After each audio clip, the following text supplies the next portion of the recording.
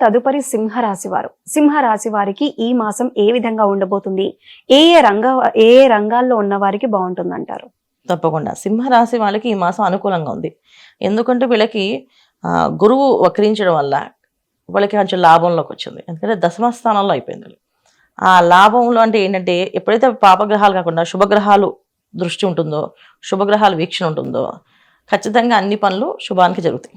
అంటే మనం ఏం చేయకపోయినా వాళ్ళకి మంచి మార్పులు మంచి కొందరు చూడండి అసలు ఏ పని చేయకపోయినా పేరు వచ్చింది వీళ్ళకంటే ఏం చెప్పినా పేరు వస్తుంది అంటే అదొక అదృష్టం అనమాట.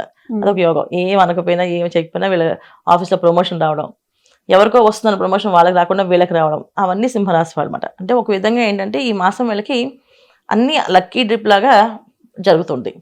సో ఉద్యోగం కానీ, ప్రమోషన్ కానీ, వ్యాపారంలో అనుకూలమైన పార్ట్నర్షిప్ తత్వం కానీ, తర్వాత దినదిన అభివృద్ధి కానీ, ఇప్పుడు దాకా వ్యాపారం జరగట్లేదు అనుకునే వాళ్ళకి వ్యాపారం జరగడం కానీ, ఈ వ్యాపారం నుంచి వేరే వ్యాపారం మారుద్దాం అంటే అక్కర్లేదు ఈ వ్యాపారంలోనే అన్ని అనుకూలంగా మార్చే మెలకువలు చెప్పే స్నేహితులు దొరకడం కానీ, అంటే స్నేహితులు బంధుత్వము అన్ని చిగురించే అవకాశం ఈ మాసంలో ఎక్కువగా ఉంది సింహరాశి వాళ్ళకి.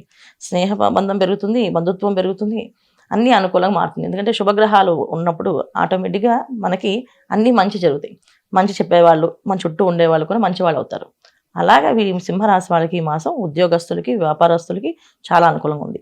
తర్వాత వివాహ ప్రయత్నాలు చేసేవాళ్ళకి వివాహాలు అయ్యి మంచి కుటుంబానికి వీళ్ళు వెళ్ళడం కానీ రావడం కానీ జరుగుతుంది. అంటే మంచి కుటుంబం నుంచి అమ్మాయి రావడం కానీ, మంచి కుటుంబానికి అబ్బాయి రావడం కానీ జరుగుతుంది అనమాట. ఈ విధంగా వివాహాలకి, తర్వాత సంతాన యోగము, భాగ్యము, ఇవన్నీ యోగాలు సింహరాశి వాళ్ళకి కనిపిస్తాయి ఈ మాసం.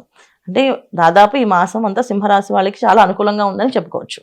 అమ్మ, సింహరాశి వారికి వచ్చే అదృష్టాన్ని అనుకూలంగా మార్చుకోవడానికి ఏమైనా ఇంకాస్త మంచి ఫలితాలు సాధించడానికి ఏమైనా పరిహారాలు ఉన్నాయండి? తప్పకుండా. సింహరాశాధిపతి అయిన సూర్యుడు ఎలాగా వృశ్చిక రాశిలో ఉన్నారు, రవి బుధులు కలిసి సింహరాశిలో కలిసిన సింహరాశాధిపతి అయిన రవి వృశ్చిక రాశిలో ఉండడం వల్ల కాస్త అనారోగ్య సమస్య, కాస్తంత బద్ధకాన్ని ఇస్తుంది.